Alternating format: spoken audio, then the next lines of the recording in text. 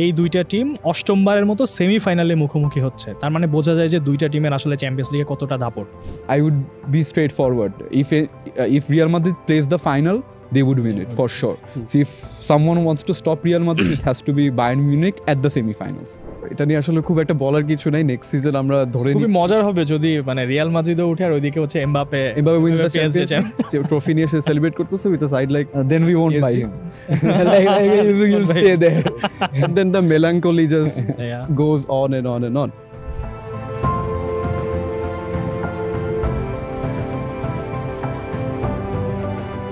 The blockbuster clashes keep on coming in the UEFA Champions League, and this time we have the semi-finals, Bayern Munich and Real Madrid. Blockbuster clash, 14-time winners and 6-time winners in Bayern Munich. Can Bayern Munich stop Real Madrid? Let's start. মানে ঘুরে ফিরে একটা কথাই আসলে বারবার আসে যে Real মাদ্রিদকে কেউ থামাতে পারবে কিনা।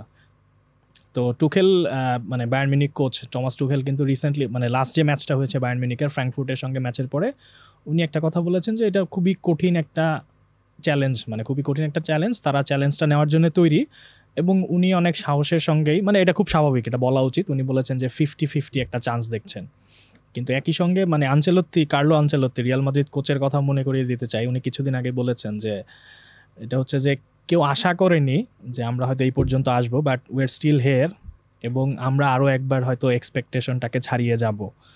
তো রিয়াল মাদ্রিদের এগেনস্টে মানে বায়ার্ন মিউনিকের যদি জিততে হয়, বায়ার্ন মিউনিকের যে ওয়েবসাইটটা আছে ওরা হচ্ছে একটা স্টোরিতে লিখেছে যে দে হ্যাভ টু গো মানে to their limit and beyond, মানে শুধু তাদের লিমিটে খেললে হবে না, they have to go beyond their limit. মানে বায়ার্ন মিউনিকের এগেনস্টে আপনি আপনার সেরাটা দিয়ে নাও জিততে পারেন, যেটা আমরা রিয়াল মাদ্রিদের এগেনস্টে আপনি আপনার সেরাটা দিয়েও নাও জিততে পারেন, যেটা আমরা ম্যানচেস্টার সিটির এগেনস্টে কোয়ার্টার ফাইনাল ম্যাচটাতে দেখেছি। আপনার তার থেকেও বেশি কিছু করতে হবে, ইন্টারেস্টিং কিছু, মানে কোনো একটা মোমেন্ট ক্রিয়েট করতে হবে যেটা হয়তো খুবই আউট অফ দ্য বক্স, সেই ক্ষেত্রে হয়তো সম্ভব। রাইভালরির যে একটা ব্যাপার আছে, হ্যাঁ, রাইভালরির যে ব্যাপারটা হচ্ছে যে আসলে আমরা যদি চিন্তা করে দেখি রিয়াল মাদ্রিদ এবং বায়ার্ন মিউনিক, এইটা কিন্তু খুবই বড় একটা রাইভালরি, মানে হিস্ট্রিক্যালি চিন্তা করলে এই দুইটা টিম অষ্টমবারের মতো সেমিফাইনালে মুখোমুখি হচ্ছে, তার মানে বোঝা যায় যে দুইটা টিমের আসলে চ্যাম্পিয়ন্স লিগে কতটা দাপট। যে রিয়াল মাদ্রিদ এই নিয়ে 17 বার চ্যাম্পিয়ন্স লিগের সেমিফাইনাল খেলছে, ওভারঅল 33 বার। সেকেন্ড পজিশনে কিন্তু বায়ার্ন মিউনিক, তারা 13 বার চ্যাম্পিয়ন্স লিগের সেমিফাইনালে খেলছে এবং ওভারঅল 21 বার। হয়তো শিরোপা তো অনেক পিছিয়ে বেসিক্যালি, তারপরও 6টা শিরোপা, মানে কোনোভাবে এটাকে কম বলার কোনো ওয়ে নাই। টপ 3তেই তারা আছে, রিয়াল মাদ্রিদ 14টা, এসি মিলান 7টা, এরপরে বায়ার্ন মিউনিক 6টা নিয়ে আছে। তো ফিলিংটা কীরকম Bayern Munich at this stage, Bayern মিউনিককে ফেস করা for any side? Of course it is Real Madrid, but of course when you have Bayern Munich in the semi-finals, how is the feeling? So I want to start off by saying that every time we play Bayern Munich, jodo erpore amra onekbar we got the upper hand, but it brings back horrific memories of 2011-2012 season, right? So shekhane ki hoyechilo, like we finally stopped the invincible Barcelona team, right? Amra oi 11-12 season e kintu Mourinho went on and defeated we won La Liga, right? And it felt like je amra Champions League we would cruise past Bayern Munich and we would win it easily, right? And then what happened? Penalty te jay and we missed 3 penalties, and who were the 3 players, right? It was Cristiano Ronaldo, Kaká and Sergio Ramos, 3 of our best penalty kick takers, right? So আমি recently একটা interview দেখতেছিলাম, সেখানে হচ্ছে মরিনহোর interview. তো Mourinho বলতেছিল যে he was devastated after the loss and he was driving home, right? So তখন হচ্ছে ফুটবল ডিরেক্টর ফোন দিয়ে বলে I want you to go to Cristiano's home. বলছে যে why? তখন বলে he's devastated and I want you to lift him up. তখন হচ্ছে মরিনহো বলে well I am also devastated, right? But Mourinho being the coach, he went there and it was a very sad scenario, both for the players, for the manager and for the coach, right? So এরপরে যেটা হয়েছে, এরপর মানে credit to Mourinho, he made us believe again, right? আমরা কিন্তু অনেক বছর ধরে চ্যাম্পিয়ন্স লিগ জিততেছিলাম না, although we lost their, I think that was a turning point, right? And এরপরে যখন আমরা লা ডেসিমা জিতি, তো Carlo Ancelotti was the coach, এবং তখন কিন্তু আমরা নকআউটসে বায়ার্ন মিউনিককে হারাই, রাইট? অ্যান্ড এরপর থেকে কিন্তু we regularly got the upper hand, right? So আমার মনে হয় যে ওই 2011-12 সালের জন্য যেই the pain we suffered, we have been punishing Europe ever since, not just Bayern Munich, whole of Europe ever since. And can anyone stop by Real Madrid? আমি just Sabbir ভাইকে যে প্রশ্নটা করেছিল ওখান থেকে যদি আমি বলি, তাহলে if anybody can, it should be Bayern in the semi finals, because here I am not as a journalist, I'm as a Real Madrid fan, right? So I would be straightforward. If Real Madrid plays the final, they would win it for sure. So if someone wants to stop Real Madrid, it has to be Bayern Munich at the semi-finals. এখন যদি আমরা আসি যে খুব contrasting form নিয়ে আসা, ফর্মের থেকে যদি বলি সিচুয়েশন নিয়ে আসা, Bayern Munich at this point they have nothing to lose, they have almost lost everything. When can you remember the last time যে Bayern Munich had a trophyless season? হয়তো বুন্ডেসলিগায় 11 বছরের একটা স্ট্রিক ছিল, ব্রোকেন, সারব্রুকেনের এগেনস্টে German কাপে ডান, and then লাইপজিগের এগেনস্টে super কাপটাও তারা হারায়। And on the opposite side, you have Real Madrid, top of the runaway leaders, top of the league. হয়তো কাপ জেতা হয়নি, বাট আসলে ওই কাপ নিয়ে তারা বদল না, তারা আসলে এই কাপটি নিতে মুখে আছে। তো খুবই কন্ট্রাস্টিং একটা পিকচার। বায়ার্ন মিউনিকের জন্য কিভাবে দেখছেন?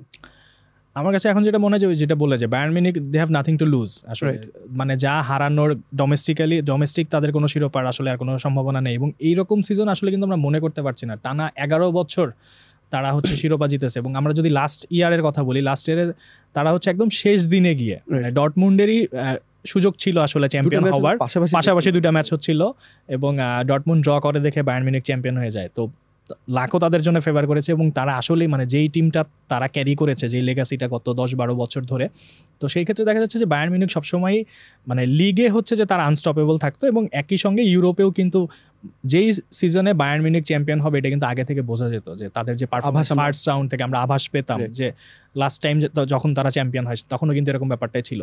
এই বছর কি মনে করিয়ে দিবেন নাকি কখন থেকে বোঝা যাচ্ছিল এটা? 8-2 এর পর থেকে বোঝা যাচ্ছে। হ্যাঁ, এইরকম ডেভাস্টেটিং ফুটবলই কিন্তু বায়ার্ন মিউনিক খেলে, যে ওদের সামনে যারা আসবে তাদেরকেই একদম দুমড়ে মুচড়ে ফেলবে। তো এই সিজনে হয়তো ওইরকম কোনো কিছু দেখা এখন পর্যন্ত যায়নি, কিন্তু যেটা হচ্ছে যে ওদের আসলে এখন মূল ফোকাসটা চ্যাম্পিয়ন্স লিগে। আমার কাছে মনে হয় যে একদিক দিয়ে এটা ভালো হয়েছে তাদের জন্য, যেহেতু ডোমেস্টিক্যালি মানে বায়ার লেভারকুসেন এবার যারা চ্যাম্পিয়ন হয়েছে বুন্দেসলিগা, তারা অনেক আগ থেকেই টপ অফ দ্য টেবিল ছিল। সো মানে একটা জিনিস জানাই ছিল যে ওরাই চ্যাম্পিয়ন হতে যাচ্ছে, এবং যেহেতু এটা অনেক আগে হয়ে গেছে, বায়ার্নের কিন্তু এখন আর প্রেশারটা নাই। তাদের হচ্ছে নতুন করে কিছু একটা শুরু করার এখন সুযোগ, যে আচ্ছা নেক্সট মৌসুম আসছে, তার আগে আমরা অনেক হাই নোট একটা শুরু করতে পারবো। এবং এরা মানে চ্যাম্পিয়ন্স লিগ জেতার চেয়ে তো আসলে আর ভালো কিছু হতে পারে না। এবং তাদের যে কোচ আছে টমাস টুখেল, যদিও মানে উনি হচ্ছে এই সিজনের পরেই হচ্ছে সাইন অফ করার কথা উনার, মানে এইভাবেই আলোচনা হয়েছে সবকিছু ফাইনাল, বাট ওদের ফ্যানরা কিন্তু চাচ্ছে যে টুখেল থেকে যাক। তার মানে হচ্ছে তার কিন্তু এখনো সাপোর্টটা আছে, মানে তিনি এতটাও বাজে ফুটবল আসলে বায়ার্ন মিউনিক খেলছে না। কাগজে কলমে তারা সাফল্য পায়নি, কিন্তু তারা এখন কিন্তু চ্যাম্পিয়ন্স লিগের সেমিফাইনালে। So contrasting situation. হ্যাঁ, Real Madrid top of the table, তারা অলমোস্ট সার্টেন তারা হচ্ছে লা লিগা জিততে যাচ্ছে। আর কোপা ডেল রে নিয়ে মনে হয় না আসলে রিয়াল মাদ্রিদের কোনো কালে আসলে খুব একটা আগ্রহ ছিল, এই শিরোপা নিয়ে তারা খুব বেশি মনোযোগীও না, তাদের মূল ফোকাসটা আসলে চ্যাম্পিয়ন্স লিগেই থাকে। তো আমার কাছে মনে হয় যে বায়ার্ন মিউনিক একটু রিলিফ থাকবে, একই সঙ্গে তাদের নতুন সিজনের জন্য নতুন কিছু প্রমাণ করার একটা মানে নতুন কিছু নিয়ে শুরু করার একটা তাগিদ থাকবে। সেইখান থেকে তারা তাদের মানে পুরোটাই আসলে দেবে ওই এই ম্যাচটাতে। আসলে ফুটবল ওয়ার্ল্ডে অন্যান্য যেসব টিমের মধ্যে, বড় টিমের মধ্যে ক্রাইসিস দেখা যায়, বায়ার্নেরটা হয়তো অনেকটা ঢাকা পড়ে গেছে ইন রিসেন্ট ইয়ার্স। যদি আমরা বলি, I think they have had 6 different managers in a span of a decade. Carlo অ্যানচেলোটিও ছিল তখন, মাঝখানে নিকো কোভ্যাচ ছিল, নাগলসম্যান ছিল, অ্যান্ড নাও টুখেলের যে সিচুয়েশনটা। আর ইন টার্মস অফ সাইনিং পরে যদি দেখেন যে ওল্ড গার্ড থেকে, বা ইভেন আমরা যদি 19-20-এর যে উইনিং টিমটাও দেখি, ওখানেও কিন্তু কিছু সাইনিং চলে গেছে। ওরা যে সাইনিং নিয়েছে they did not work, and more or less অনেকটা কোর আগের মতোই আছে। The signing which did however work was Harry Kane. আচ্ছা, ওরা we can almost say that this was the signing of the season across Europe. এত Haaland নিয়ে আলোচনা হচ্ছে, but Harry Kane, most goal involvements in Europe, the top 5 leagues, he has 55 in total. So 43 goals and 42 goals and 13 assists. So what a magnificent season. And jokingly বলতে পারেন Harry Kane আসার পরই Bayern crashing out of almost every other competition including the league. But did he save his best for last, and can he break the jinx এবার? Obviously একটা player তো এটা চাইবেই, মানে যেহেতু হচ্ছে যে তার যে লিগে যে পারফরমেন্স 35টা গোল হচ্ছে লিগে অলরেডি এবং 42টা গোল ওভারঅল, এটা হচ্ছে হ্যারি কেনের কিন্তু বেস্ট সিজন। মানে টটেনহামের হয়ে তার মনে হয় 17-18 হচ্ছে 41টা গোল ছিল, অলরেডি সেটা ওভার মানে পার করে ফেলেছেন এবং এখন অনেকগুলো ম্যাচ তার হাতে আছে। The one hit wonder that is going on for far too long, and he's like, making a legend out of that one hit wonder. এখন মানে হ্যারি কেনেরও আসলে মানে কোনো ইংলিশ টিম কিন্তু নাই, কোনো ইংলিশ টিম নাই, বাট একজন ইংলিশ ম্যানের হাতে, অবশ্যই সেটা রিয়ালের ক্ষেত্রে জুড বেলিংহাম, তিনজন হতে পারে, জুড বেলিংহাম অপোজিট আছে, বাট মানে যেটা হচ্ছে যে হ্যারি কেন অবশ্যই মুখিয়ে থাকবে এই শিরোপাটার জন্য। কিন্তু ব্যাপারটা হচ্ছে যে এইখানেও তাকে একটা বড় ভূমিকা, মানে লাস্ট ম্যাচে উনি 2টা গোল করেছেন, আবারও ইনভলভমেন্ট রেখেছেন, কিন্তু মানে রিয়ালের এগেনস্টে অ্যাকচুয়ালি মানে যত গোলই করেন না কেন, আপনি যদি শিরোপা জিততে না পারেন, টিমকে জেতাতে না পারেন, এগুলো কিন্তু দিন শেষে হচ্ছে যে হ্যাঁ আপনার স্ট্যাট ভারী হলো, কিন্তু যেই উদ্দেশ্যে আপনাকে নিয়ে আসা, যেটা বলছিলেন যে অনেক কোচ এসেছে, অনেক কোচ চলে গেছে, আমার মনে হয় যে এটা বড় কারণ কিন্তু হচ্ছে যে চ্যাম্পিয়ন্স লিগ মানে বায়ার্ন হচ্ছে ডোমেস্টিক লিগ জিতবে, এটা কিন্তু মানে একটা সার্টেনিটি, সবাই ধরে নেয় ওরা জিতবেই।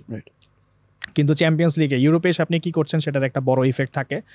তো সেই অনুযায়ী আসলে কোচগুলো এত চেঞ্জ হয়, হ্যারি কেনকেও সেই জন্যই নিয়ে আসা এবং উনি ডেলিভার করছেন। But this is the biggest stage, যে এখন হচ্ছে তাকে এই মঞ্চে পারফর্ম করতে হবে, প্রমাণ করতে হবে। মানে এখন লাক তার খুব একটা আসলে মানে লাক বলবো না কি বলবো, যে মানে পরিসংখ্যানের দিক থেকে চিন্তা করলে 4টা ফাইনাল উনি ক্লাব এবং ন্যাশনাল টিম মিলিয়ে টটেনহাম এবং হচ্ছে ইংল্যান্ডের জার্সিতে হেরেছেন। So this might be the one, never knows. On the other hand, we have Real Madrid. I mean, the core, the players they have, the maturity they have shown, and with some kind of rejuvenation in a way. যে Jude Bellingham আসার পরে যে একটা মনে হলো, অনেকদিন পর মনে হলো যে হ্যাঁ এরকম একটা সাইনিং হয়েছে। লাস্ট টাইম আই গেস রোনাল্ডোর সময়, অফকোর্স ইউ ক্যানট কম্পেয়ার, মানে এখন ইটস টু আর্লি, বাট সাইনিংটা হওয়ার পরে যে একটা ফিলিং ছিল যে হ্যাঁ we might get back to that Galactico mode and that swagger and whatnot. How important is Bellingham in this stage of the competition for you? He is very important. He is our talisman, right, for this season. So যেটা হয়েছে যে আপনি যদি রোনালদোর সাথে কম্প্যারিজনটা unfair, but আপনি যেহেতু বললেন আমি তাও শুরু করি, like he had 5 goals in 4 matches, then he had 15 goals in 14 matches, right? So while doing so he broke the record of Cristiano Ronaldo, and to top it all off, he's not even a striker to begin with, right? He has played in midfield, in deeper midfield position throughout his life, right? এবার just Carlo Ancelotti তাকে number 9 এ নিয়ে number 9 না, মানে attacking মিডফিল্ডে নিয়ে hybrid একটা role, almost একটা false 9ও বলা যাবে না, লাইক। এবং ট্যাকটিক্স নিয়ে যদি আমরা একটু পরে আলোচনা করি, আমি শিওর যে I can talk about it in details, but হ্যাঁ আমি যদি বেলিংহামে স্টিক করি, he has been excellent, and the added bonus is February 10 তারিখের পর থেকে কিন্তু ওর একটা in terms of goal scoring একটা ব্যাড প্যাচ যাচ্ছিল, right? But he played brilliantly against Barcelona, and right at the end he scored and won us the El Clasico, right? So he came back in form right at the time when we needed him against Bayern. Out of form chilo bolbo na, but he got back his goal scoring mojo. So আমার মনে হয় এটা খুবই important, and আমার যদি মনে হয় কোনো ইংলিশম্যান যদি এবার চ্যাম্পিয়ন্স লিগ জিতে, I would root for Bellingham, and I'm afraid Harry Kane would have to wait. Again, he has waited all his life, but to যদি ট্যাকটিক্স নিয়েও আসি, we've seen যে Real Madrid is willing to do whatever is necessary, যে side তারা face করে, যে opposition থাকে, they're adapting, they're suffering. সিটির এগেনস্টে আসলে it is very peculiar যে you take a step back, you're Real Madrid, you put that ego aside and you do whatever is necessary to stay in the competition and of course maybe win it this time as well. So how do you see this contrasting tactics? Okay, yeah, please. So যদি আমি tactics নিয়ে বলি, I would start from the beginning of this season, right? I think Carlo Ancelotti doesn't get credit where credit is due. Sure, he's respected as a manager. Everybody thinks that he's very good as a man manager. I don't know what that even mean in football, right? You cannot just be a good man manager and go up against Pep Guardiola and just win it, right? You have to be smart. And আমি আপনাকে বলি যে what was Ancelotti up against or up to? সিজনের শুরুতে Benzema left and we didn't get a striker in return, right? I was hoping that Harry Kane comes for us because he was exactly what we needed. And season-er শুরুতে I'm not counting Joselu as a signing. So season-er শুরুতে হচ্ছে we didn't have any striker, and যখন Ancelottiকে জিজ্ঞেস করা হয় যে what is your opinion, ও বলছে যে if Real Madrid thinks that we don't need a striker, I'm not here to complain. And this differentiates with the person sitting in Barcelona at this moment, right? too many excuses. So এরপরে Ancelotti কি করে, আপনি যদি Ancelotti দুইটা টার্মে Real মাদ্রিদে দেখেন, he almost religiously stuck to the 4-3-3 formation, right? সামনে Bale, Benzema and Cristiano BBC trio, মিডফিল্ডে হচ্ছে we always had class in midfield, right? So এবার what did he do? এবার হচ্ছে he totally shifted the strategy and it was a 4-4-2, right? And it was new for Real Madrid, it was new for Ancelotti, and it was new for the players involved too. অনেকে বলে যে বেলিংহামকে sweet করতে আমরা পুরো tactics change করছি, but if you see Bellingham in Dortmund, he never, যেটা একটু আগে বললাম, he was never an attacking midfielder to begin with, right? So আমাদের যেহেতু স্ট্রাইকার নাই, Ancelotti felt that Bellingham is the answer and আমরা 4-4-2 তে খেলবো। এটা করতে গিয়ে কি হয়েছে, we always counted on the fast counter attacks, right? Rodrigo and Vini from the wing, right? And there was always a doubt, they were very good player, but ওরা finisher কেমনে হবে এটা নিয়ে there was a doubt, but ওরা কিন্তু এবার সিজনে almost শুরু থেকে they were the like, ওরা কিন্তু উইংয়ে খেলে নাই, ওরা হচ্ছে একদম শুরুতে একদম সামনে, they were the front two, right? And Bellingham was almost a false nine. So এই যে tactical শিফটটা, it takes guts to do it. এটার আরেকটা কারণ হচ্ছে we suffered যে when you don't have the wing, when you play 4-4-2, আপনার ফুল ব্যাকদেরকে কিন্তু অনেক সামনে খেলতে হবে, right? So it leaves মানে and it exposes a lot of spaces behind, right? And যেটা হচ্ছে মেন্ডি and কারভালকে করতে হতো।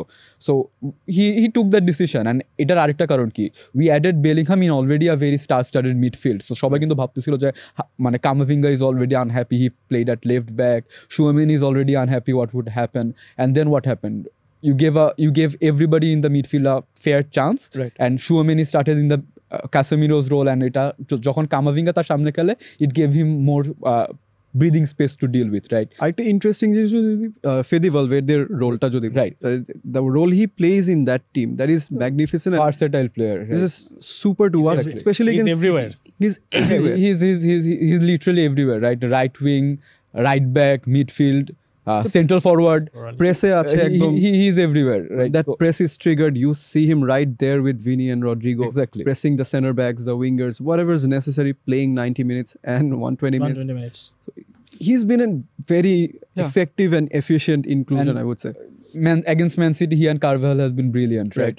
And আমি যদি ম্যান সিটির ম্যাচটা আলাদা করে, এটা নিয়ে অনেক কথা হয়েছে এখানে, আমি যদি আগেও বলি যে নট অনলি দ্য 4-4-2 ফরমেশন, আমাদের কিন্তু স্ট্রাইকার ছিল না শুরুতে, and what happened with our back line after the season started, right? Courtois out, Militao out, Alaba out, right? Rudiger was in the bench till last season. So we started Rudiger, and what is the answer? Who would be his partner? Out of nowhere, Ancelotti started playing Tchouaméni as a center back, right? Excellent, I think. So আমি যেটা বললাম যে ট্যাকটিক্সের ব্যাপারে যদি আমি কথা বলি, I think we don't give Ancelotti enough credit. I think he's a genius, and he has proven it this season too. আমি যদি সিটির ম্যাচটাতেও বলি, লো ব্লকে খেলছে, and সিটির ম্যাচটাতে what happened in the second half is, I think আমার মনে হয় টপ ইউরোপিয়ান ক্লাবদের মধ্যে only Real Madrid has that nag, মানে ইগো একদম বাদ দিয়ে, Right. you know what you are up against, পুরোপুরি লো ব্লকে শিফট করে একটা গোল দিয়ে and 120 মিনিট ডিফেন্ড করা, I think only Real, if anybody can do it, I think Real Madrid. আমার মনে হয় এটাতে খারাপ করে দেখার কিছু নাই। It's just Real Madrid knows what to do to win, and they have won against Manchester You have City. to give all the credit to Real Madrid for the efficiency, for buying that idea, Right. as a manager. It came যেখানে out of বললেন nowhere. যে- মানে আমরা Right. এটা তো আসলে কেউ ভাবে নাই যে এরকম একটা ম্যাচ রিয়াল মাদ্রিদ এরকম একটা কৌশল নিয়ে আসলে খেলবে। Right. এটা কেউ আমরা ওই ভাবে নাই। প্রথম 15 মিনিটের কথাও বলতেছিলাম যে, and then after that Just a it's switch. হ্যাঁ, different it's a match switch, altogether. So যেখানে বলছিলেন ম্যান ম্যানেজমেন্টের ব্যাপারটা, I think that comes into play তখন। Yeah, You sure. have to sell that idea to the players, and the Yeah. players have to buy it and implement it and be happy to do it for the manager, for the club, for the badge they represent.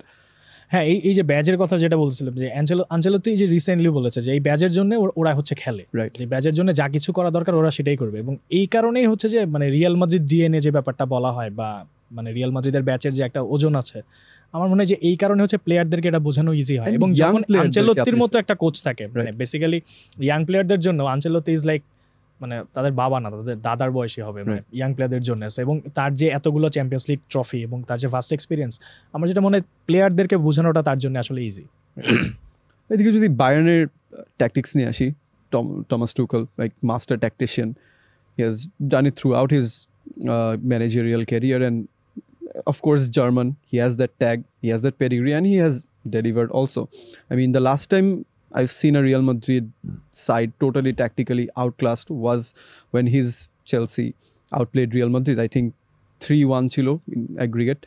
So Stamford Bridge 2-0 and I think 1-1 chilo Bernabeu-te. And Zidane-ke niye joto amader hype bolbo na, hoyto যে ইমপ্রেশনটা আছে যে he is a master at what he does tactics astute, কিন্তু ওই টাইটাতে দেখা গেল যে totally আউটক্লাসড।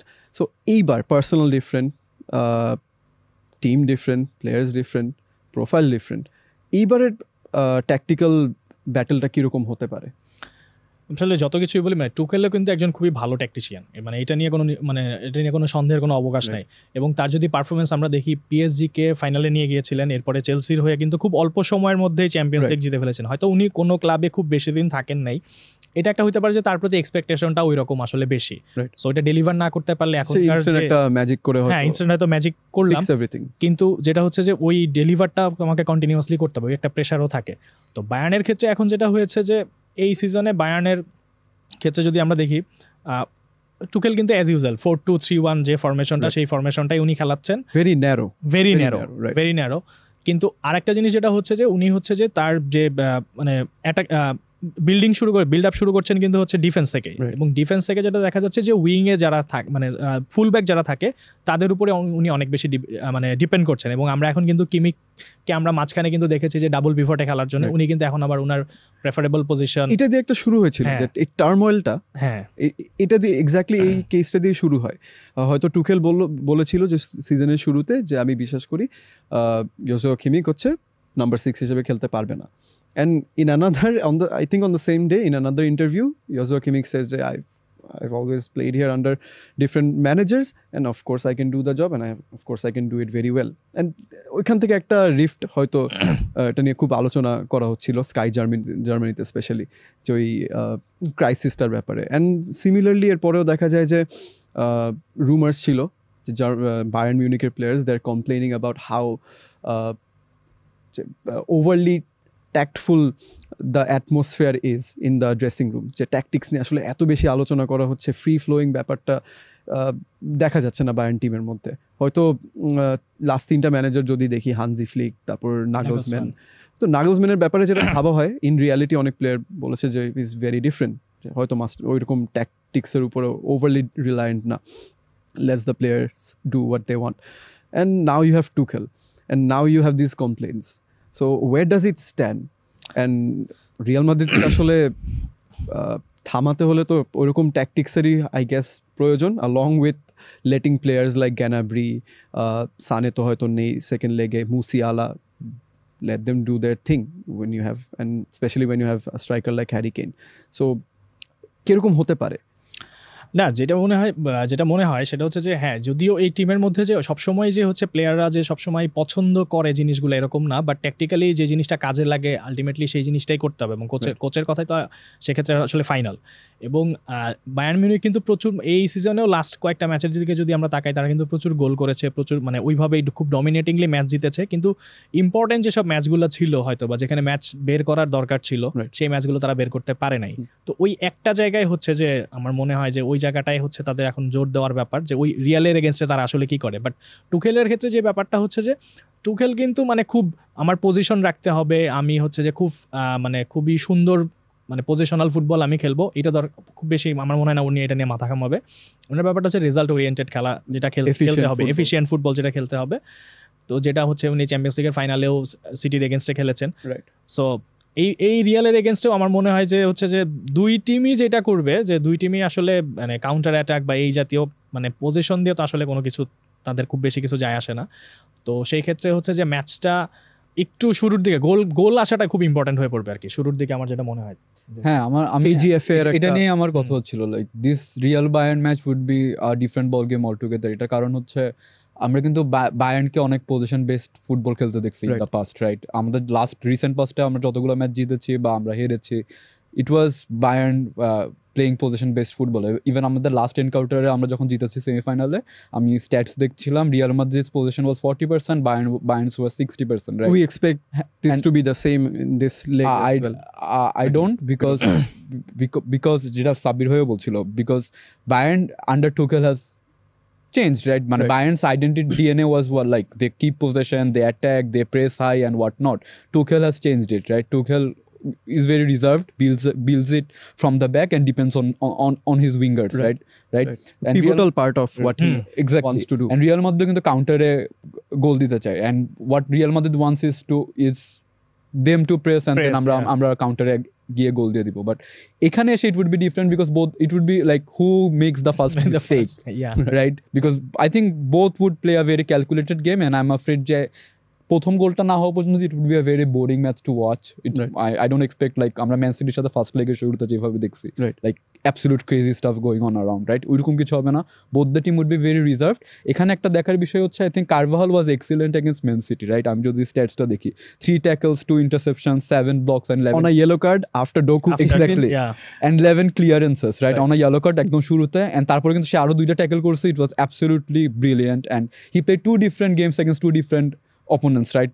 Jack Grealish was একরকম and Doku হচ্ছে Doku, completely totally different different. player, and he was okay with it, right? Right. Till he got injured, but he is now suspended Right. against Bayern, and আমার মনে হয় Lucas Vazquez is in one of the best forms of his life, but I think it's more because of his offensive prowess, right? Right. আমার মনে হয় না and ওখানে কিন্তু Jamal Musiala খেলে. মুসিয়ালা খেলবে। So if he is যদি Jamal Musiala at the top of his game, I think he would test Vasquez in that position, Absolutely. right? আমার মনে হয় ওইখান থেকে এটা রিয়াল মাদ্রিদ একটা চিন্তার বিষয় একটা আছে. weakness চলে I think আসে, that especially Tuchel when he banks on overloads, creating overloads. exactly. So I think Vasquez versus Musiala would be the battle to look after, and আমার মনে হয় ওখান থেকে হয়তো রিয়াল মাদ্রিদের বিপদ হতে পারে. আর আরেকটা যেটা হচ্ছে যেটা বললেন যে টুকেল কিন্তু অত বেশি চার্জ করতে যায় না, মানে হি ইজ হ্যাপি যে তোমরা আসো, তারপর আমরা আস্তে আস্তে খেলবো। তো 4-4-2 যে ফরমেশনটা, যেহেতু রড্রিগো এবং ভিনিসিয়াস হচ্ছে মাঝখান দিয়ে খেলবে, এবং বেসিক্যালি বায়ার্নের বিল্ড আপে যেটা হয় ওদের যে পিভট, ওদের খুব বেশি আসলে কাজ থাকে না ওখানে। গোরেটস্কা খেলবে বা নেইমার যারা খেলবে, করে ফেলে, হ্যাঁ ওরা জাস্ট এত ন্যারো করে making it difficult for so basically ওইখানেও একটা ভালো আসলে আমরা একটা লড়াই দেখতে পাবো, যে যেহেতু যখন রিয়ালও অ্যাটাকে ওঠার চেষ্টা করবে, যদি হচ্ছে বায়ার্ন মানে কাউন্টার অ্যাটাকিং পজিশনে, মানে খুব অ্যাটাকিং পজিশনে না যায়, সো মিডফিল্ডটা কিন্তু বায়ার্নের ভারীই থাকবে ওই জায়গাটাতে। you have a monster in Goretzka. Leimer is So, coming good. হ্যাঁ। তো ওই দুইজন যেহেতু মোটামুটি একটা ফ্রির অবস্থায় থাকবে, তাদের খুব বেশি মানে পজিশন নিয়ে চিন্তা করতে হবে না। সো যখন রড্রিগো উঠবে বা হচ্ছে যখন ভিনিসিয়াস যাবে, তখন ওই পজিশনটাতে কি হয়, এটা আসলে একটা খুব ভালো দেখার বিষয়। Interesting হবে because Bayern হচ্ছে double pivot, and we've seen Real go with 3 pressers শুরুতে, হয়তো Rodrigo, Vini and then Valverde joins in, so একটা numerical advantage এর একটা ব্যাপার থাকবে। খুব ইন্টারেস্টিং একটা contest we are awaiting. The first leg is at the Allianz Arena, and it's time for the predictions. Can we predict this? এটা একটু কঠিন আসলে, তবে ওভারঅল যদি লেগ চিন্তা করি, আমি এট দিস মোমেন্ট যত কিছু হোক আমি রিয়ালকে এগিয়ে রাখবো ওভারঅল টাইতে। আসলে একটা স্কোর লাইন আলিয়াঞ্জ এরিনাতে রিসেন্ট পাস্টে যে অবস্থা, আমার কাছে মনে হচ্ছে যে বায়ার্নের হচ্ছে যে এখন মানে যেহেতু কোনো কিছু হারানোর নাই, একটা মরণ কামড় যে ব্যাপার বাংলায় বলা হয় যাচ্ছে, এরকম কিছু একটা হয়তো করতে পারে, যে আলটিমেটলি তাদের তো আর কোনো কিছু নাই, সো যা এফোর্ট দেওয়ার এখানেই আসলে দিতে হবে তাদের। এবং টুকেল কিন্তু লাস্ট ওই যে পিটিশন যে সাইন হচ্ছে, প্রায় 20,000 সাইন হয়েছে যে টুকেল যেন থেকে যায়, সমর্থকরা স্বাক্ষর সংগ্রহ করছেন, এবং উনি কিন্তু ওখানে বলেছেন যে আগামী 11 দিন হিসাব করেছেন যে রিয়ালের সাথে ফার্স্ট লেগ এবং সেকেন্ড লেগ মিলিয়ে, যে এই 11 দিন আমি ফুটবলের বাইরে কোনো কিছু ভাববো না, মানে অন্যদিকে কি হচ্ছে, কে আমাকে রাখতে চায় কে রাখতে চায় না, কোনো কিছু ভাববে না। সো আমার মনে হয় যে বায়ার্নের হচ্ছে যে মানে মানে বায়ার্ন এটাই চাইবে যে যা কিছু করার এই match দুইটাতেই।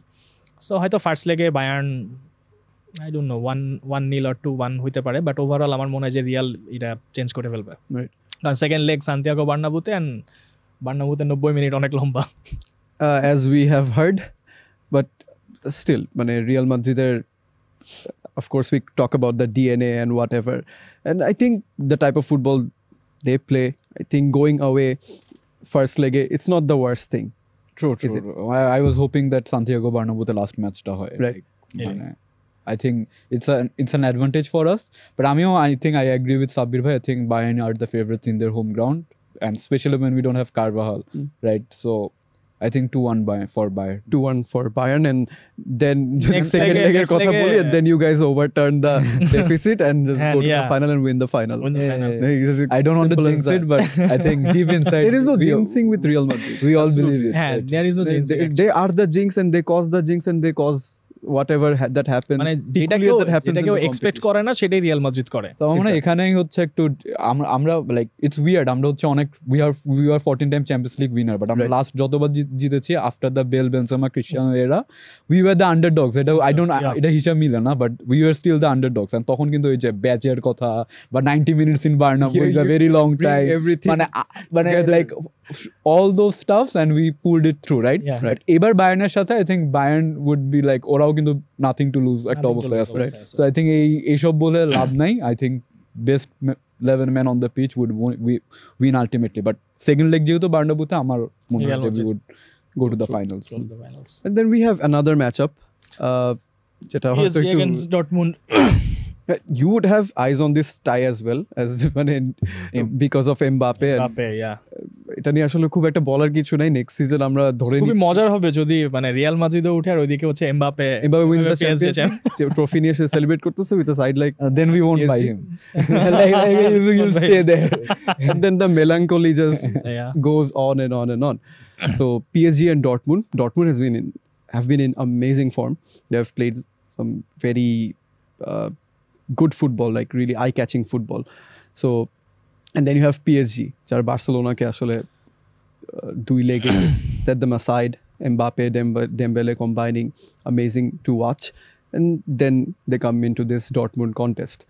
How do you see it? আমি আসলে মানে যে ব্যাপারটা হচ্ছে যে আমি পিএসজি কে এগিয়ে রাখবো, মানে অ্যাপার্ট ফ্রম সবকিছু, যদিও ডর্টমুন্ডের মানে ওই এর আগে একবার চ্যাম্পিয়ন হয়েছে, লাস্ট টাইম হচ্ছে ওয়েমব্লিতে যখন ফাইনাল হয় তখন বায়ার্ন মিউনিখ ডর্টমুন্ড ফাইনাল হয়েছে, বা ডর্টমুন্ড সবসময় একটা থ্রেট, বাট স্টিল আমার কাছে মনে হয় যে লুইস এনরিকে বা পিএসজির যে কোচ, উনি মানে ওই বিলিফটা তৈরি করতে পেরেছেন টিমের মধ্যে, এবং আমার কাছে মনে হয় যে যত কিছুই হোক হয়তো ওই মানে এনরিকের ট্যাকটিক্স এবং কৌশলের মাধ্যমে, এবং যেহেতু এখানে এমবাপে বরাবরের মতোই খুব ভালো ফর্মে আছে, টু মাচ ফায়ার পাওয়ার এমবাপে, ডেমবেলে এবং যারা যারা আছে, আমার কাছে মনে হয় যে এই টাইটাতে হচ্ছে পিএসজি ফেভারিট, এবং আমি মানে মেবি আমি আসলে rooting for the PSG Real Madrid final, to be honest. And what about you? What's I your think take on this? It's a no-brainer that PSG are the favorites. আমার মনে হয় এটা নিয়ে বলার বেশি কিছু Your নাই। sudden positivity coming from Luis Enrique. Yeah. And yes, I think what he did was like he brought much more discipline in the side. There were always firepowers, Messi, Neymar and Mbappe, right? Yeah. And they have like offloaded the players which they didn't need, I think. They created a problem for the entire club. Exactly. I think Real Madrid in the early 2000s have proved that Galacticos Nothing good came but from it doesn't win you anything, right? I think that's what PSG learned the hard way. So I'm gonna এখন they are much more disciplined side.